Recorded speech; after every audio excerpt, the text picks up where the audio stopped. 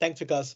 Good morning, ladies and gentlemen, and a very warm welcome from AppDome to our session titled The Ultimate CISO Guide to Making Mobile App Security Agile, Fast, and Easy. My name is Shirojit Dasgupta, and I head the go-to-market sales organization for South Asia based out of Delhi. And joining me today from Singapore is Jan Sismans, who's an industry veteran and is our mobile app security evangelist. I wanted to take this opportunity to thank EliteCISO organization for giving us this platform to present before the best cybersecurity leaders in this industry. I hope we have a very engaging session, and in the interest of time, would pass on to Jan to take us through the presentation and demo content we have for you today. Jan, over to you. Well, thank you very much, Surojit, and again, thank you, Vikas and the EliteCISO team for giving us this opportunity. Before I go into the topic of today, very quickly, what is AppDome? AppDome is a no-code mobile cyber defense automation platform. We secure mobile apps of big brands around the world. On the right-hand side of the screen, you see some of the brands that we currently protect. So there's a Citibank app, there's a Marriott app, GNC app, there's a couple other apps here. These are some of the customers AppDome has today. We are headquartered in Silicon Valley. We've been around since 2016. AppDome has many patents around the process of building and securing apps. And as Vikas and Surojit said, our Asia headquarters here are in Singapore. That's where I'm from. Hello. And Surojit runs our South Asia operations out of Delhi. So that's kind of how we can help protect and support you. Interesting tidbit about AppDome, we protect today about 1 billion mobile apps around the world, and our threat intelligence platform protects apps from about 46 million attacks on average monthly month. Average month, we stop about 46 million attacks launched against the apps of our customers. So just to give you some ideas what it is, we're a no-code platform, so we save a developer time. And there again, over our duration of everything, we've saved developers about 38 million coding hours. But that's it about AppDome. What I want to talk about, and Vikas, thank you, you've kind of pointed to that already. Okay, we are in a mobile revolution in India. Okay, I'm based out of Singapore, but I've been to India before. Talking with Surojit as well. Today, Indians live and work with their mobile devices. Without mobile devices, the Indian society wouldn't function. And today, according to Statistica, 2/3 of Indians today have a smartphone. But I think what's much more interesting is, from a usage standpoint, okay, 5% of mobile apps globally around the world are downloaded in India. 5%. Okay. Today in India, revenue generated off of mobile apps is about $2.7 billion US. And in the next 5 years, it's supposed to grow to $4.8 billion. That is revenue attributed to mobile apps generated from mobile apps. And Indians on average spend close to 5 hours a day in mobile apps. So mobile apps are really, really front and center with Indians. But the question that we get asked all the time, and I think this is really, really interesting. As it turns out, customers ask us, well, Jan, hey, how long does it take before an app gets attacked? And as it turns out, based on the research our security research team has done, it can take minutes to hours before an app gets attacked when it's launched onto the public app store. And the reason for that is fairly straightforward, no? It's all a numbers game. So everybody on their mobile device, my mobile device here, everybody on their mobile device already has, based on the research our security research team did, already has malware installed. Most every device today is already infected with some kind of malware. So it's a numbers game. So if you have under 1 million downloads, it takes several hours to maybe a day or so before your app gets attacked once a new version of your app is launched on the public app store. But that number goes down as you have more apps installed. And so as it turns out, what we found out, and this I think is one of the most interesting stats here, If you have over 10 million downloads, which most big consumer brands in India have over 10 million downloads, okay? It takes seconds as you launch your app on the public app store for your app to be attacked. And why is that? It's because of the malware that's already present on people's devices. That malware may be looking for your specific app, or maybe looking for a new app that shows up on the mobile device, and then that malware goes and tries to attack the app. Okay, so this, I think, is a very sobering thought. It takes minutes to hours once you have launched an app on the App Store for the app to get attacked. And mobile app security is a problem. Okay, this is just a snapshot of reported incidents here in Asia over the last 12 months, and you can do your search on Google yourself. Look for mobile app breaches, and you'll find a whole set of apps of breaches. So why is mobile app security so difficult? And there's three components to that. And the first component is that mobile app security is complex. Well, mobile apps themselves are complex. Android is very different from iOS, and developers have very, very big freedoms in how they want to design their apps, how they want to develop their apps. They can do it in a native framework, in hybrid or a non-native framework to build their mobile apps in. As a result, how you then implement security in that app can differ from Android to iOS and from how that app was developed. Okay, so especially if you look at SDK-based security solutions, there are dependencies on how the app was built and what you're doing with the app. But the other element why it is so complex is that the operating systems constantly evolve. Apple and Google release new operating systems all the time. And then the last one is the ever-changing security landscape. Okay. The bad guys are using automation to attack apps. I just talked about that earlier. And so if you don't have a way to very quickly react to new threats in the market, you're always behind, and you're always trying to catch up. Okay, so mobile app security, building that is complex, number one. Number two, and I'll talk about that a little bit in a second as well, is the tension between dev and sec. And when we were talking with Vikas in the beginning, and Sarojit remembered, we had a great conversation with Vikas, and we were talking about that tension, and that is something that really resonated with Vikas, and therefore must resonate with you as well. What we hear, and again, I'll talk about it in a second, is that there's a distrust between the cyber team and the developers, and we'll talk about the reason for that in a moment. And then the last element around the complexity is all the different regulatory frameworks that exist as well. So first of all, okay, so why are, I talked about security-based SDKs. Why are security-based SDKs difficult? Well, first of all, every time you have a new release and you have new features, you got to possibly rebuild the SDK, or when the operating system changes, you may have to rebuild the SDK. If you make a decision, you want to go from building your app in Java to Flutter, your security SDKs may no longer work. But the decision to move development frameworks is a decision that developers make because they want to build great apps.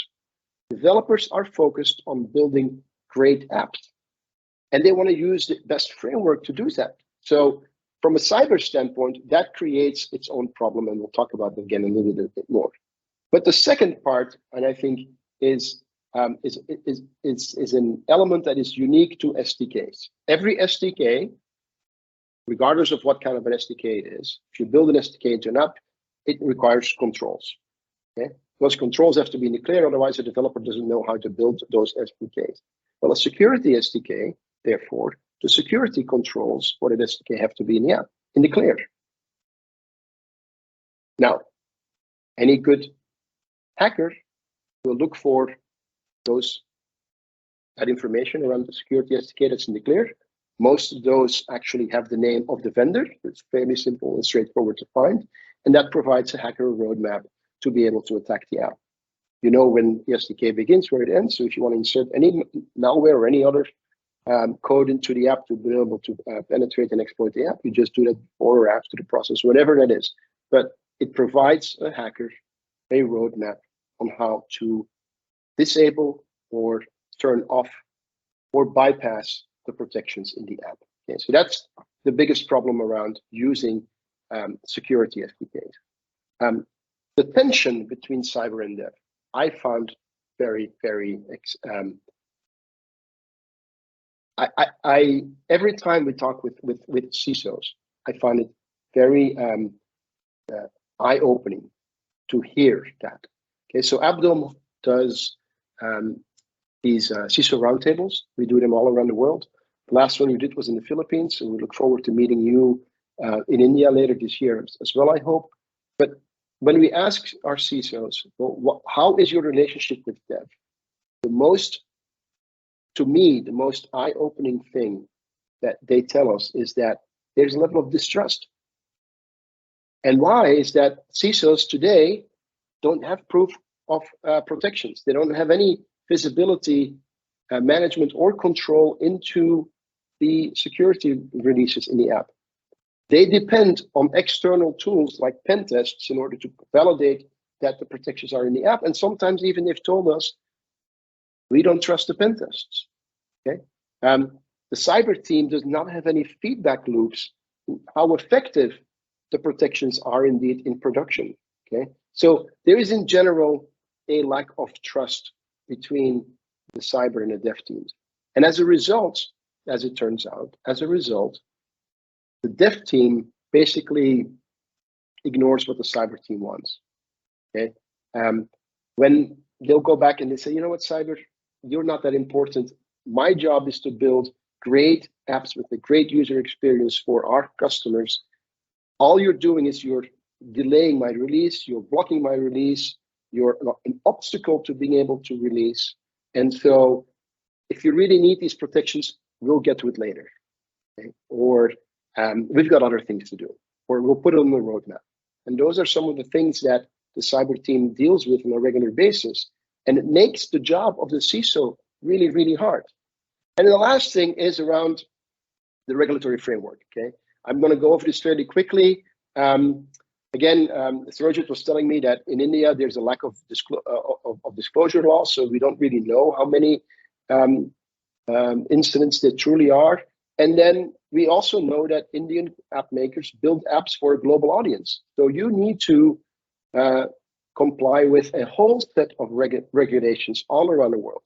HIPAA if it is health related, PCI compliance if you have payment in your app, GDPR if you have any European customers, and in India itself you have the RBI, the Reserve Bank of India. They have their own set of regulations. Specifically to the RBI regulations, they're called the digital payment security controls, and every financial services, every fintech app needs to comply with those. Again, there's 9 different categories within those BPSC regulations, and we have a gift for you.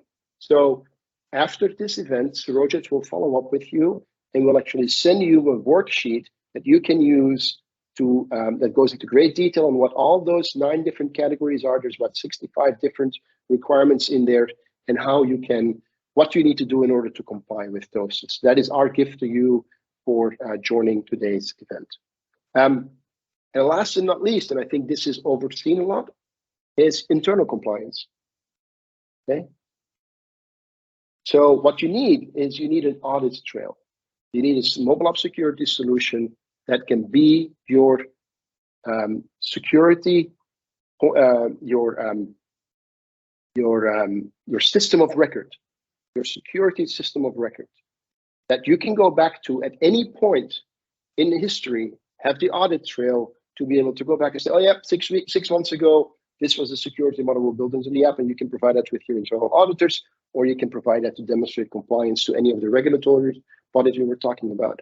So that is the other thing that you need in order to be able to build, make it easy for you and build mobile app security in a fast, agile, and rapid way. So that gets us to the question: how do you make mobile app security agile, fast, and easy? And so what I'm going to go over in the next couple of slides is the framework in how you can do that. And then with your permission, I will give you a quick demo on how you can actually achieve that outcome on the AppDome platform. But really what I want to focus on is setting a framework, whether you use AppDome, whether you use another solution, but what is the right framework that you should follow in order to make mobile app security agile, fast, and easy? Because your developers are living in an agile world, okay? So one of the other tensions, as it turns out, between developers and cyber is that developers want quick releases. And so developers will come back and they will tell cyber, if you cannot work within my workflows, we've invested heavily in DevOps automation. If you cannot work within my existing DevOps workflows, I'm not going to build any security because it will break my workflows. Okay, so agile, very important term, fast and easy, really make it easy for everybody to get to. So what you need is a no-code cyber defense automation platform. And no-code is because you don't want any delays. You don't want to have to depend on an SDK or anything else where a developer has to do any coding. Developer has to do any coding, all it means is it's just going to delay their process, and they're going to go and wave off and they say, no, you know what, I don't have time for this because I have 2 weeks to get my release out of the door because the sales team is waiting for new features, or the marketing team is doing a launch, or whatever reason it is, but that takes precedent, and so I don't have time to build your protections. A cyber defense is more than just mobile app security. It's more than just RASP protection. You need to be able to protect against malware. You need to be able to protect against fraud. You need to be able to protect against cheat. So what you need is a cyber defense platform that helps you meet your requirements of today, but it also provides you with the ability to easily version your security model and meet the requirements of tomorrow. Because as I said earlier, the threat landscape is ever changing. Okay, so it's really important to have the flexibility and not lock you into a tool that is just good for today, but have the flexibility to be able to version your security model to meet the changing requirements of tomorrow. And then the last part is the automation side. Okay, as we said earlier, developers come back and they will tell you, you know what, if you don't fit within my existing automation processes, I'm not going to be able to help you. So it's really, really important to be able to have a system that can connect into your existing DevOps workflows, that can connect to your CI/CD tools. Okay, so if you go talk to your developers, they will come back and they say, does it work with Jenkins? Does it connect to GitLab, to GitHub? We are using Circle CI. Does it work with Circle CI? Oh, we just changed from Circle CI to Azure DevOps. Does it work with Azure DevOps? Oh, wait, Bitrise, the perfect CI/CD tool for mobile apps. We're just invested heavily in that. Does it work with Bitrise? Okay, that is what the developers want to hear. They don't want to hear, here's another security tool. They don't want to hear, oh, this is our security requirement.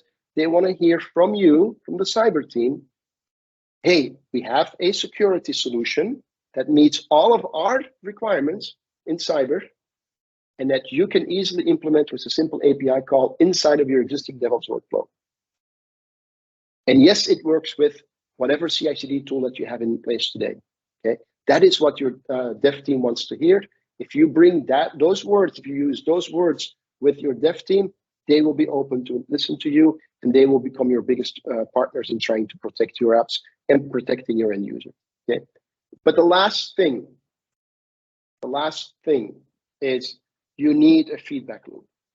You need a feedback loop that at the release meeting, documents that yes, all the security requirements that we need are in the app. Okay, so you don't have to do a pen test, you don't have to delay any release. You can immediately certify the release ready for production. But you also need a feedback loop from what is actually happening in production. You need to be able to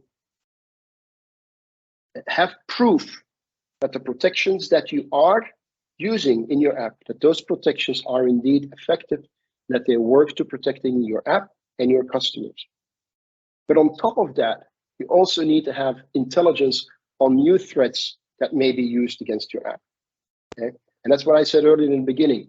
The threat landscape is ever changing. So it's really, really important for you to be able to know what new threats are out there, know what new tools the hackers, the bad guys, are using to attack your apps so that you can then build the right protections, react quickly, and build new protections into your security model, version your security model.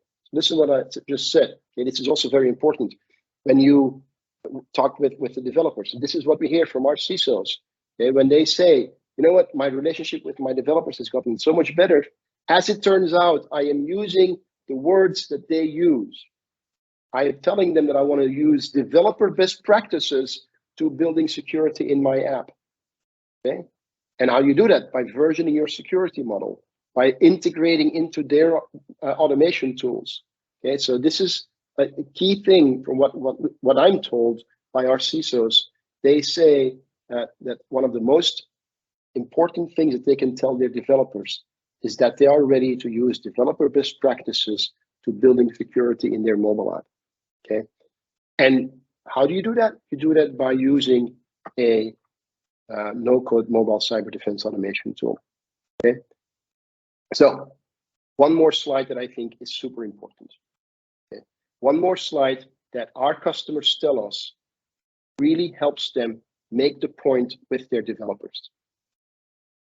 Okay, what you see here is the automation workflow that the developers have built out.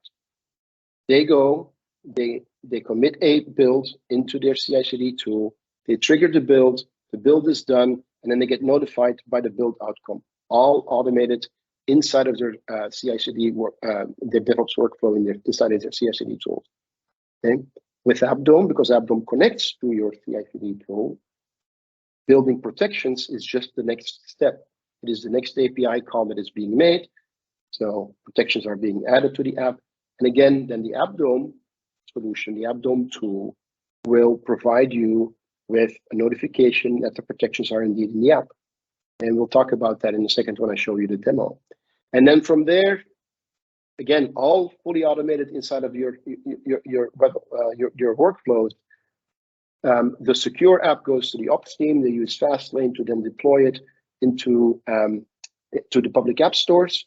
And from there, AppDome's Mobile XDR solution or any other business tool that you may find should be able to provide you with a feedback loop, A, how effective the protections are in production, and B, if there are any new threats out there. Because if there are new threats out there and you have now proof, you can make a data-driven decision on versioning your security model. As a cyber team, you can now version your security model in time for when the developers release the next build, because it's all inside their automation workflows. So it's a win-win for both cyber and for dev teams. You now, cyber, you get full visibility management and control over the security releases in your app, and the dev team doesn't have to make any changes on how they build their apps today. Okay? As it turns out, this slide is the most important slide that you as a cyber team can provide to the dev team to explain what you want to achieve. Okay? So, many times this is an easy process. Okay? No SDK required. You start with the compiled app. You then build the protections into the app, and then the system should provide you with a secure app in the exact same format as the original app is. So if it's an AAB file, an Android AAB file that's built in Flutter, the outcome of your build should be an Android AAB file in the Flutter format, without any changes to the code of the app, no source code, no need for source code access or anything else. An app that can be easily provided and uploaded to Google Play, and then from there be distributed to your customers. Okay, so with that, we'd like to invite you for a quick demo. Saroja, do you have any comments before we start with the demo? No, yeah, I think we are all good out here. I didn't get any questions also on the panel, so I think we are all good to go. Okay. So yeah, if you have any questions. Yes, please. I just have one comment. I think demo will run fine if you accept our stand and attend challenge that we discussed before we started the session. So if you accept the stand and attend challenge, press that button on your standing table. Awesome. Great. Now the There you demo go. bot will be very happy with you. Go ahead. Thank you. I think because that got dropped when you got dropped out of the call earlier. So, Right. but thank you for reminding me. So here I am. Thank you for allowing me to stand. It's so much healthier anyways. But yes, so let me quickly give you an idea. Allow me to visualize to you how whatever I said earlier would work. Okay, so you would start with a compiled app. And that compiled app can be any app as long as it is in a official format, so APK or AAB of Android, and IPA for iOS with or without bitcode. Okay. And then that app, in case of AppDome, here sits in your workplace. And so as you can see here, I have a set of apps from customers and prospects. And so what I'm going to do is I'm going to use this app, which is Union Digital app.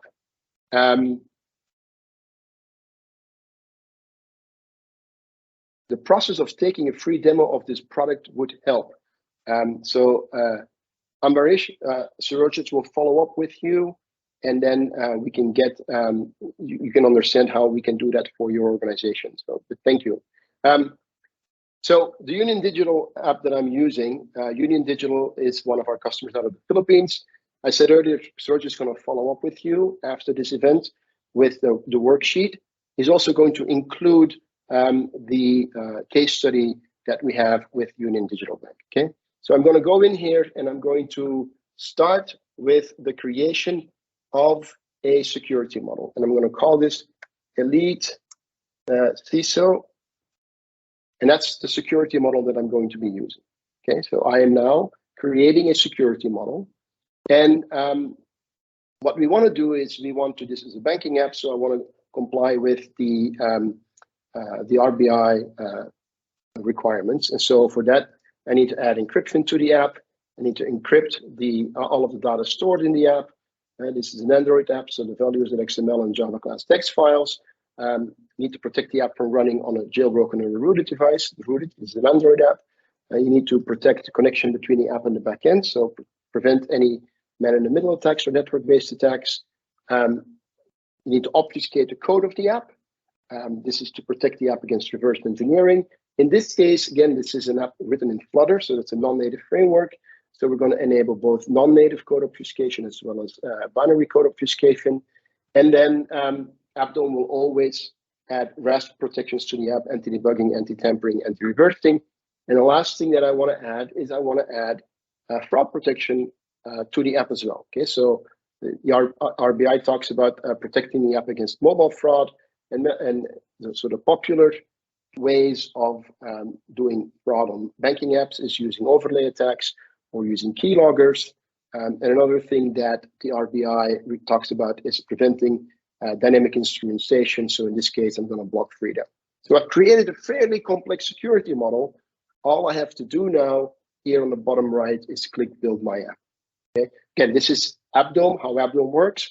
But that is why we're saying it should be a rapid, fast, and easy process.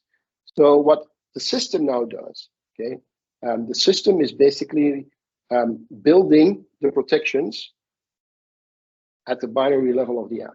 This is in the AppDome case. So it's adding an additional library to the app. There's no need for source code access. There's no need to decompile the app. The system is building the required protections to the app. So that is how AppDome works. Other solutions, of course, may work in a different way.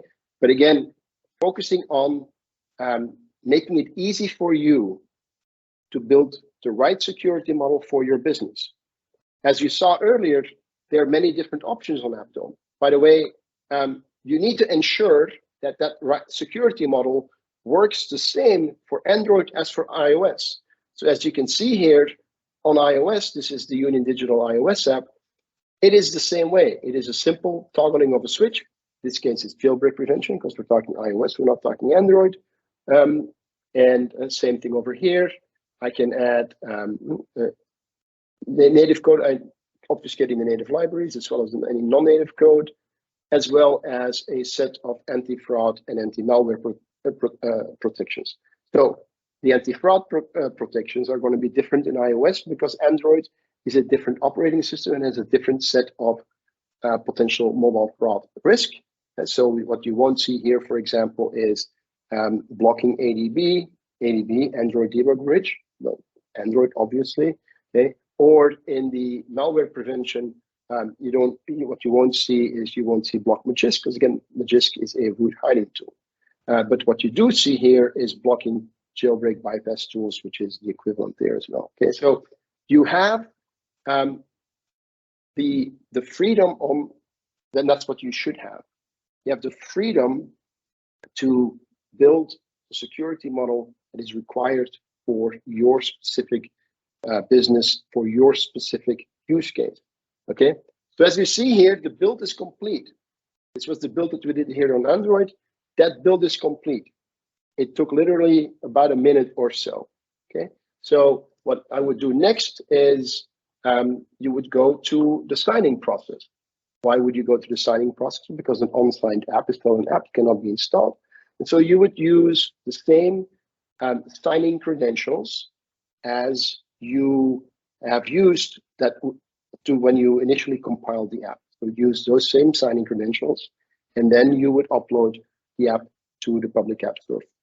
For the purpose of this demo, I'm not going to sign at this moment, but I'm going to look at the certified secure certificate. Okay. So what we said in the beginning was that we were using the EliteCISO security model.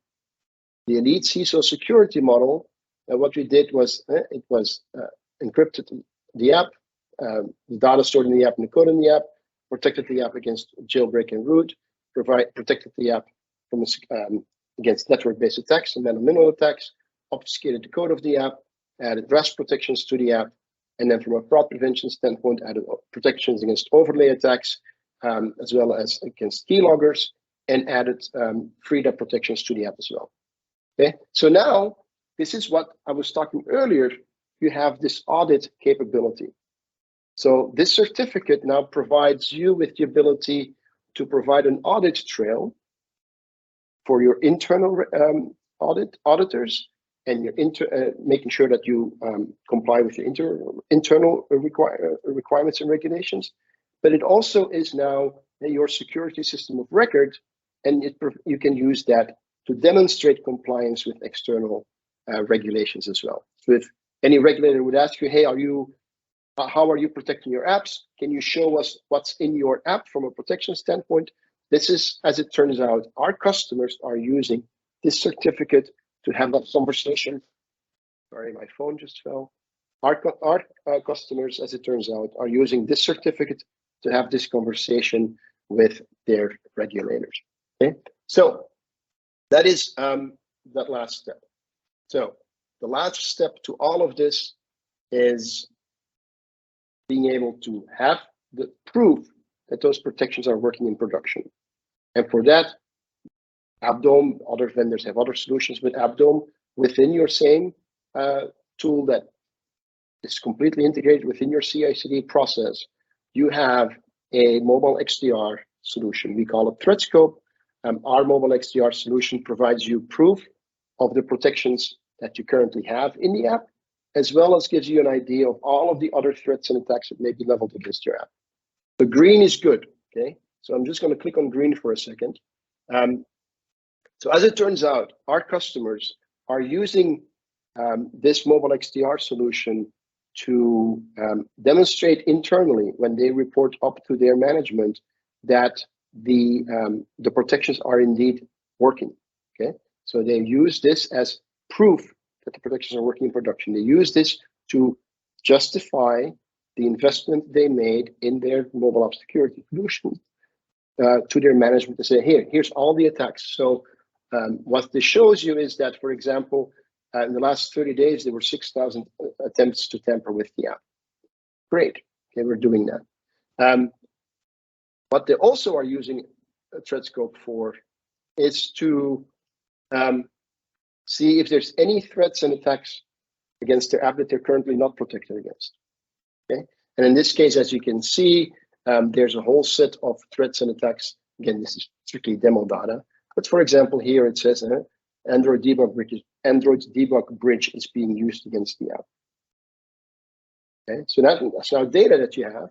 So now you can go back and you can go into the system and you can version your security model. So I'm going to now, rather than build a new security model, I'm just going to copy the security model and I'm going to call it EliteCISO version 2. And I've copied the existing security model. And now all I'm going to do is I'm going to add block Android debug bridge to the security model. And again, from there, you build your app. Once you have the final security model you want, you can come in here and you can use AppDome and connect AppDome to your build system. And it's just a simple API call. And once you click build my app, the system will do that. And so after you do that, you go back in and then you get a new certified secure certificate, and this will say EliteCISO version 2 with the additional add in here under the fraud prevention that you're protecting against ADB. So going back to what we were talking about, okay, the 3 steps that you need to be the ability to easily build protections in your app. The protections you need today, as well as the protections against the ever-changing landscape that you may need tomorrow. Protections that are made out of mobile app security, anti-fraud, anti-malware, anti-cheating protections. You need to be able to version your security model quickly. You need to be able to do that directly from inside of your CI/CD pipeline, and you need to be able to provide proof internally that the protections are indeed in the app, so you can easily release the app to production in the release cycle, in the release meeting, and you have proof that the protections are working in production. That is how you build and how you make mobile app security agile, fast, and easy. Georgette, back to you. So Jan, in the meanwhile, we had a couple of questions on the chat. So I thought after the demo, you would like to answer it live, right? So if you want, should I read it out for you? Yeah, I'm looking at them as well. So yeah. I see Basil's question. Will it not add overhead on security team whenever there is a new release? Normally with current solution, there is SDK which needs to be shared to a developer and it's one time. You're absolutely correct, Basil. So if you look at our customer, Union Digital Bank, again, I'm not telling you what security model they have. I just gave you a demo, but I used their app. But I can tell you that they only have one person whose part of a job it is to build a security model and make sure that the security model is in the app. Okay, so there is no overhead on the security team whatsoever. In fact, the only thing that the person needs to know is what security do I need to build into the app when I build the security model. So it doesn't need to even be a security engineer.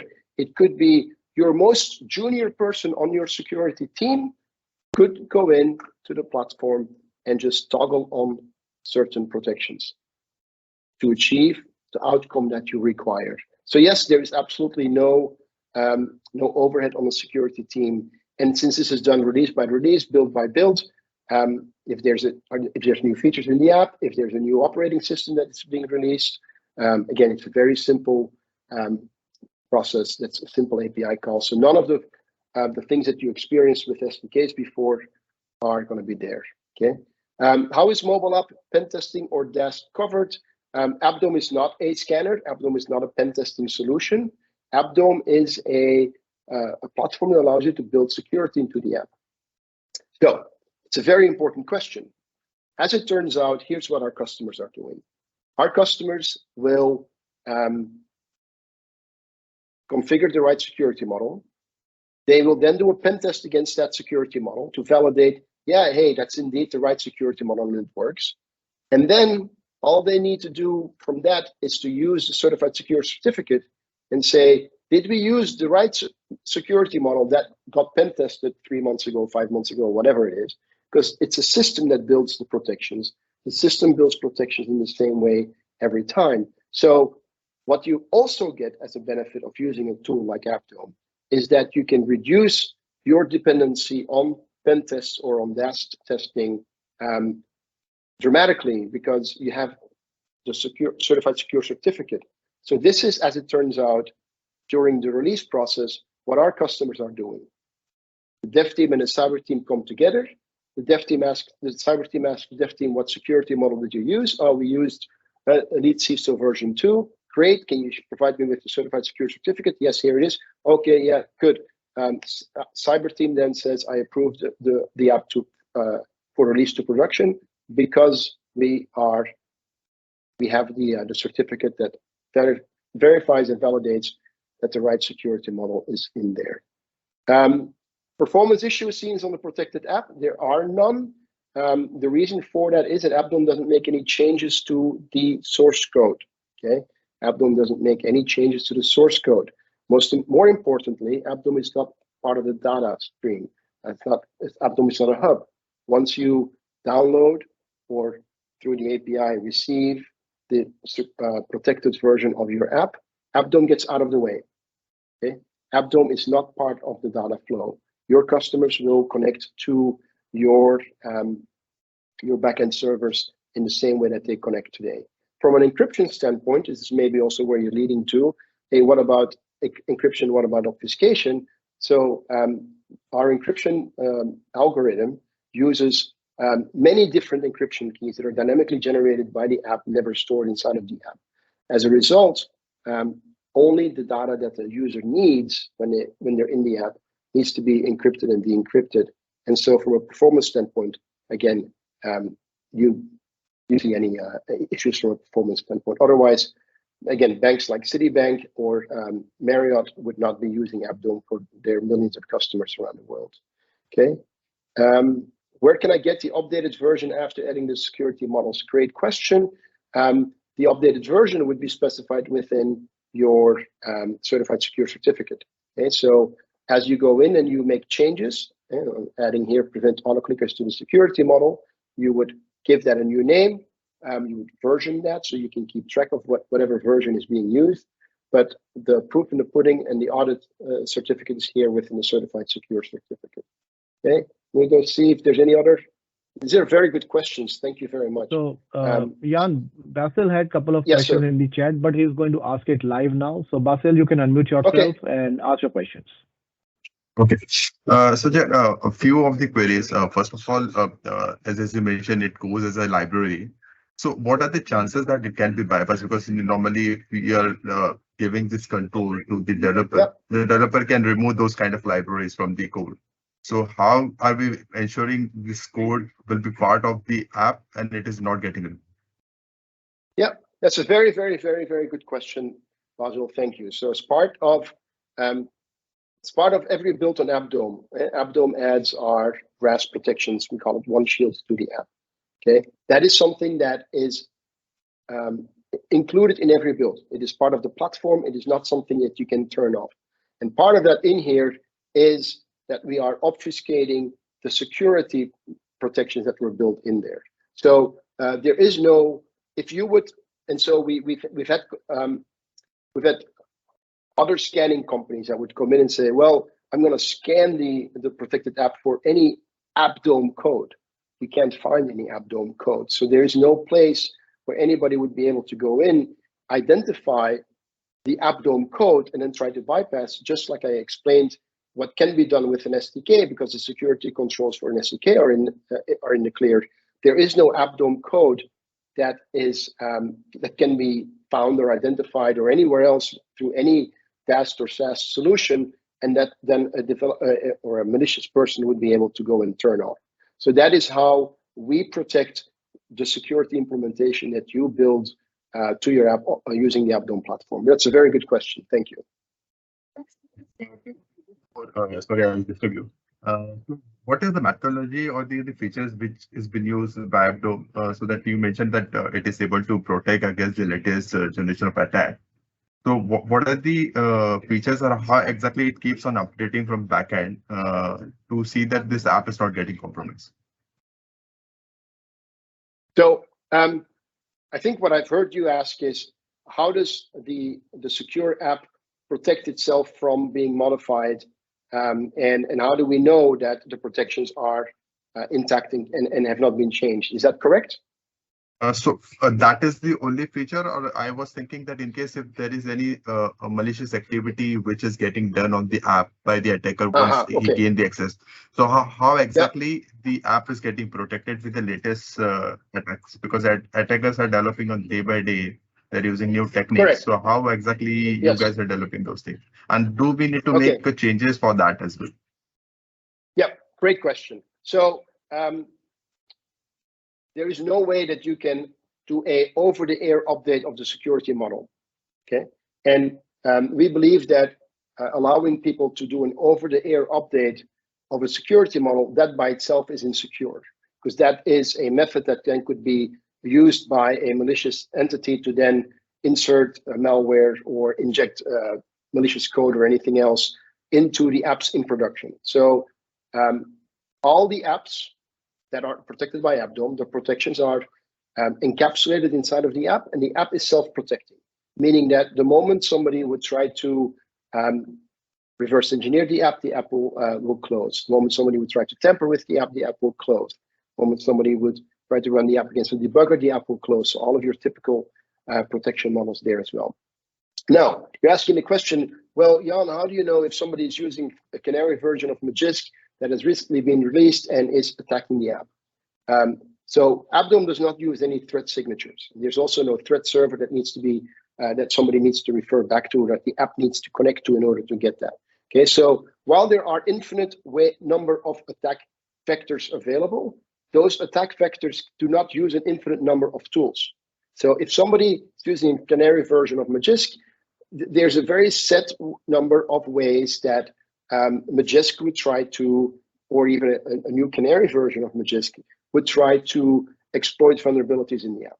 So what AppDome's protections do is they look for all of those typical ways that malware would try to attack the app. So the AppDome protections know what the normal use would be that the user would do with an app. And if there's anything outside of that normal behavior, that would then be an indicator of a threat, the protections will identify that and will provide the user with a notification. And that's the compromise notification that is over here. And that can be, like if you're looking at Magisk, for example, where is it? I was talking about Magisk now. I turn on block Magisk, and it says here that this is a standard compromise notification that the protections in the app detected that malware like Magisk or similar is being used, and therefore we will shut down or exit the app. The app will close. This is the standard notification. You can fully customize that. You can write that in whichever language you want that as well. So, and you can even make sure that you can upload different JSON files to present that information in the language that was set by the user, the device language that was set by the user. So it can be in Hindi, it can be in Tamil, it can be in English, it can be in whichever language that you would want that to be. Yeah. So that is how you would go about.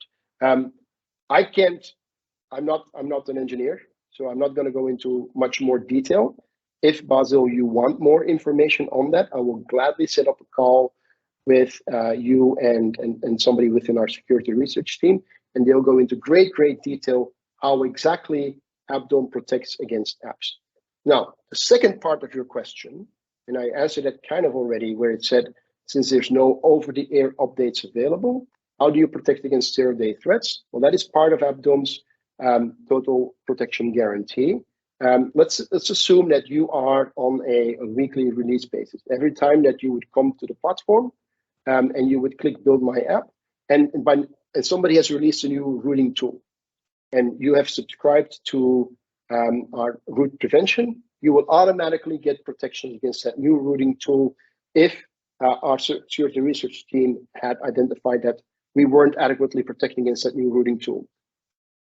99% of the cases we already are protecting as a new rooting tool, because the rooting tool uses a clear set of ways of trying to root a device, and AppDome's protections will find that. But that is the the way that we do that. But again, we'll gladly go into more detail on that if that answered.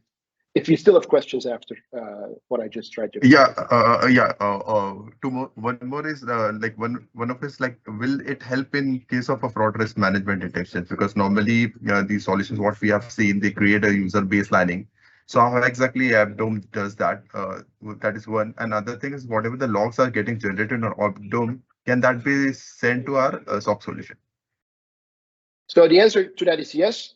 And what I suggest is, Surojit, if you can type your email address in the chat message and your phone number, that Basil, if you can follow up with Surojit, and then we can schedule a specific meeting to talk about that. Because of course the answer is much more than my simple yes. But I want to give the opportunity to other people to ask a question too, because we're almost at the top of the hour. Great. Maybe we can take one more live question. So guys, if you want to ask any live question, please raise your hand. I will unmute you. Do we have Dr. Rajan in this session? I don't know, because Dr. Rajan asks phenomenal questions every time. Yeah, here you go. Great. Dr. Rajan, short question, please, okay? Because we have only 5 minutes left.